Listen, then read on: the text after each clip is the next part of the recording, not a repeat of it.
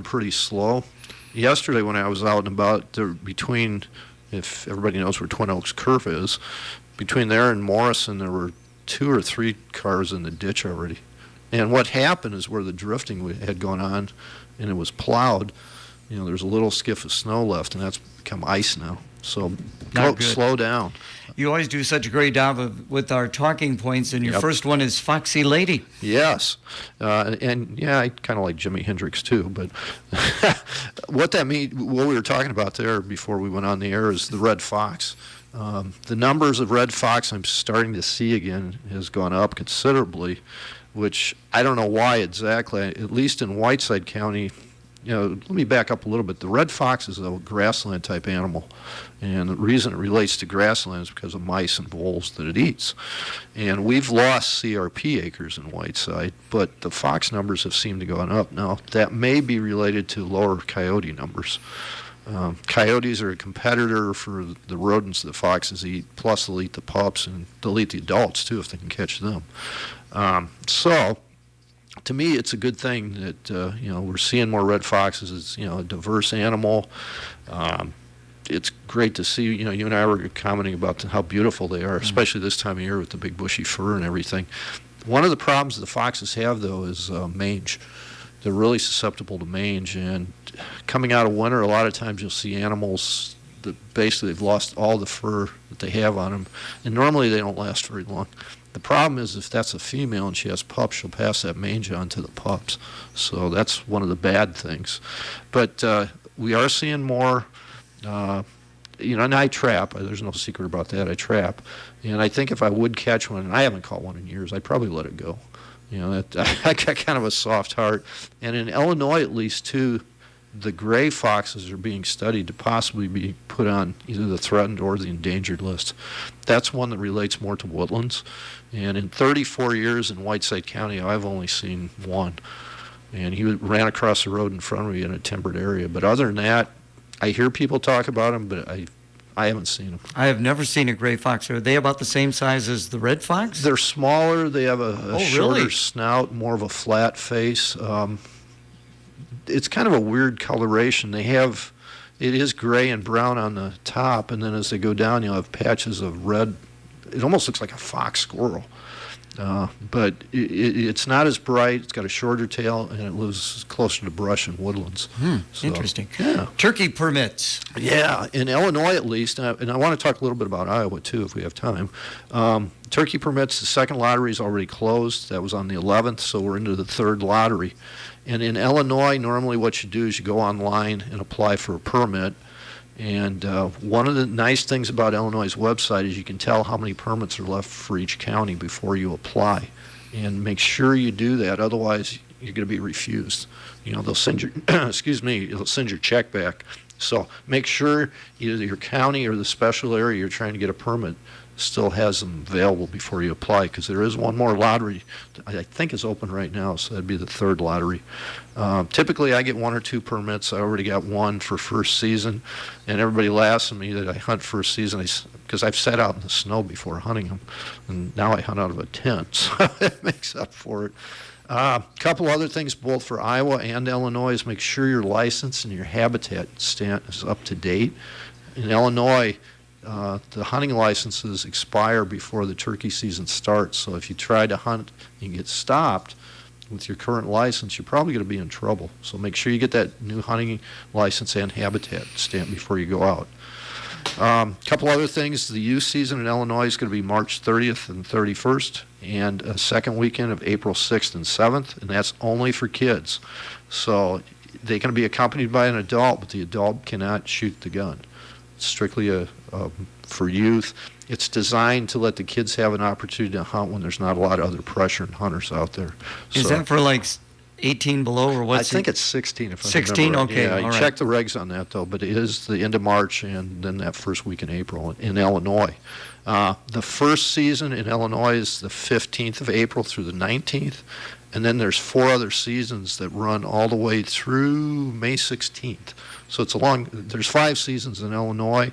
In Iowa, it's April 8th through May 12th, and I believe there's 4 seasons And in Iowa, make sure you get the permit for the particular region you're hunting too. There's 5 different regions. You have to make sure you get that correct one. One other thing with that, before you go out, take some time and just pattern your shotgun. Make sure you know where it's shooting, with the particular loads you're using. And if you're picking up a different load from last season, for sure pattern that gun and make sure you know where it's shooting at. Again, that's for turkeys. Now, how do you pattern your gun? Why are you talking about you there? go out there with a piece of paper, a large piece of paper, or they make turkey targets with a turkey's head on it, and it's drawn in, and you shoot that. And shoot it at ranges you would normally shoot the birds at. Don't shoot it at 50 yards if you're shooting them at 20 normally. And don't pattern your gun at 20 yards if you're taking 40-yard shots. Check it out at different distances. What is the typical distance that you would want to get to? I like to get them within 20 yards if I can. Okay. I've shot them at 40, but that's my maximum distance. Mm-hmm. And I use tungsten shot that patterns really, really tight. And everybody says, "Oh, why are you wasting your money on that?" Well, it kills turkeys. And the more efficient and humane kill you can do, the better off you are for everybody. And but I would pattern your gun at 15 to 20 yards and also around 40, and that's about a maximum distance is 40 yards. That's what I found at least. So even with the tungsten. Visiting with Dave Harrison of Whiteside County. Now, I was thinking there in December we're not going to have any ice, but that certainly has changed. Oh boy!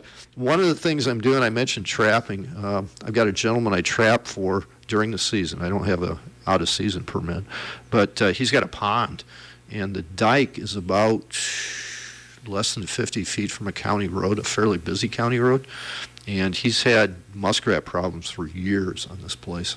The first year he asked me to trap it, I took 42 out of an 1.5 acre pond. And this year he said, "Well, come on out and trap." And I said, "Have you seen anything?" He said, "No, I haven't seen anything swimming around. No problem." So I went out there, and the first thing I noticed is there was a run.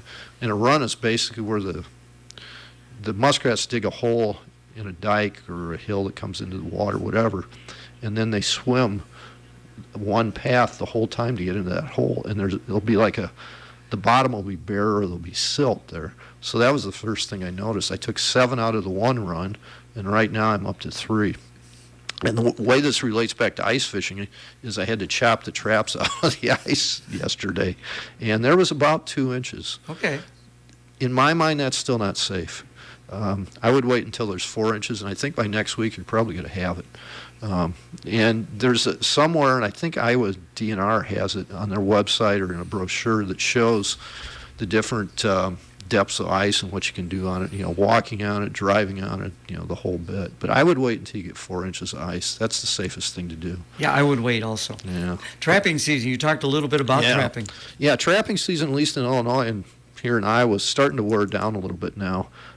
There's actually 2 parts to trapping season. There's the early season, which kind of ends about now, and in Illinois it just keeps going until February 15th. But I always divide it up in 2 seasons. One is the coyote, the muskrat, the coon season, which ends about in January for me, and then after that you got beaver and otter season that runs all the way through March 15th.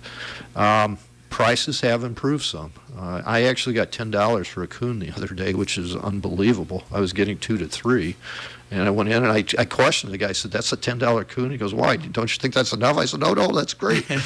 Otters are real good right now. In Illinois, you can only take 5, and they're anywhere from $20 to $30. Beavers have been very good too, up to $30. Where do you take these? There's a guy up in Forreston, Illinois. He's the guy, Grunwald Fur. I don't want to give him any free time, but they're good people. Yeah. They've always treated me very well. I haul it up there. For me, it's about a 40-minute trip from Morrison, and the prices are a little bit better versus taking them to the trucks. They have trucks that run around the whole Midwest. So you just bring up whatever. I take the whole carcass. Okay, and then they skin, and then they do the skin. Okay. They can skin it for you. You don't get quite as much for the carcass animals. But if I'm going to spend a half an hour to 45 minutes skinning a coon, an extra $2 for me, I'm just going to give it to them. I'm there with you there. But there's a need for this, especially with raccoons, skunks, possums, and there's no market for the skunks or possums, or a very little one. So you just can't go along the highway and pick up a raccoon? Actually, I've done that before. Oh, have you? Oh, gosh. There was a few years ago when raccoons were getting $30. You couldn't find a dead raccoon along any road. People were stopping and picking them up and selling them. Oh, my goodness. I've done it, yeah. On my way up there, I see one, and it's laying on the road, and it's not too mashed up. I'll throw it in the back of the truck, sure. I mean, it's like dumpster diving, but hey, it works. But ground nest predators. Yeah, Let's get to that. And that relates back to the trapping, too. Okay. A lot of these CRP fields are fairly small, or they're isolated, and one of the things that's missing is predator control. Coyotes get blamed for a lot of things, as far as, less fawns, less game birds, less songbirds. And don't get me wrong, they take their share, but if you look at the overall, raccoons, skunks, possums probably kill more of the songbirds and ground nesting animals than any coyote does. They're just such efficient predators. And normally, for birds at least, they get the hens and then they'll take the eggs right out of the nest too. So if you can control those predators, I'm not saying eliminating them completely, but just control them. It'll be amazing. Your game populations, if you have good habitat, will go up. Check and balances is so interesting in nature. Right. Yeah, and that's the thing. Everybody says, well, let nature take its course, and that's fine. But, one of the things that, we mentioned mange with foxes, and in raccoons, distemper is a big thing, and roundworms. The problem is a lot of those diseases can be passed on. There's cases where in rural subdivisions where little kids have been outside and they don't have shoes on, they've picked up roundworms from raccoon feces. Okay. So there's some human interaction that goes on there too. So if you can control these animals, and like I said, not eliminate them completely, but at least control them, even from a human health standpoint, it's good. You do such a great job. I enjoy visiting with you. Winter and spring seedings. Yeah, it's time. Now there's 11 inches of snow out there, but one of the secrets I used to do when I did wetland restorations is we'd put the seed right on top of the snow. And on some of the big ones, we'd get a fertilizer spreader and just mix it with some cheap fertilizer, if that's still the case, and spread it right on top. In fact, I probably got a job coming up here with my crew in the next few weeks, once it opens up a little bit, where we're going to take some prairie seed and overseed a couple fields. And we'll just walk out right through the snow and put it on. And when that snow melts, it's the best thing that can happen, because it'll take that seed right down to a shallow level in the soil, just right where you want it. We got a couple of points to get across to observations. Yeah, and this was geared for last week, but hey, we can talk about it. I got snowed out last week, that's why I say that. But the last few weeks, there's been a lot of swans migrating through, big flocks of them too. And that told me that something was going to happen weather-wise. And I know I'm sounding like the old Farmer's Almanac and all that, but when a big sturdy bird like a swan starts going south, there's weather coming. They can sense when those fronts are coming through, or where they're at, they're getting snow in the weather already, so they try to get out in front of those. So if you see swans in the fall, a lot of them, you better get ready, because there's going to be snow hitting us. Some animals too. I do a lot of stuff with deer, and what I've noticed on the deer is they've had an immense amount of fat, especially around the kidneys, which is an indication of a good, healthy animal, but it's also an indication that they know something's going on too. So they've been eating a lot, and that's telling you when they're starting to strip all the corn off the food plots, and there's large fat layers, that they're getting ready for winter. Okay. So, and now our final point here, interesting, me. Yeah. As probably the audience knows, I used to do the show for I don't know how many years, but there's been a change of personnel again at the Soil and Water Office, and they've asked me to fill in for at least a foreseeable future, which I enjoy. I like coming over here and talking to you folks. Well, I enjoy listening to you. Yeah. So I'll be here for several months probably. Great.